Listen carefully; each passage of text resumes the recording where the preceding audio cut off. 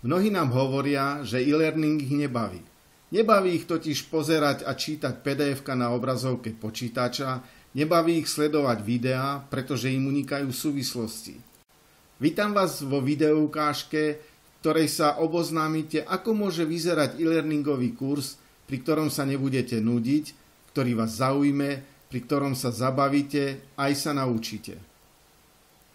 E-learningový kurz vám má dovoliť riadiť vlastné tempo učenia. Môžete kurz odštartovať vtedy, keď vy budete chcieť. Môžete si vybrať tému, ktorú vy chcete, a to v závislosti od úrovne vašich vedomostí. Informácie na slajde môžete čítať tak dlho, ako vy chcete. Môžete nad nimi uvažovať, rozmýšľať, snažiť sa ich čo najviac a najrýchlejšie pochopiť. O presune na ďalší krok rozhodujete vy.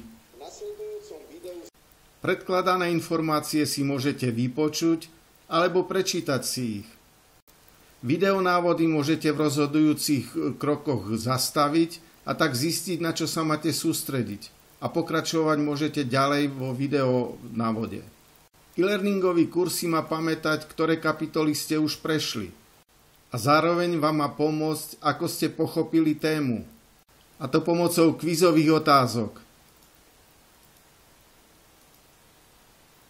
Má vám poskytnúť výsledok a zároveň aj prezrieť test, ako ste odpovedali, ktoré otázky boli správne alebo nesprávne, kde ste urobili chybu.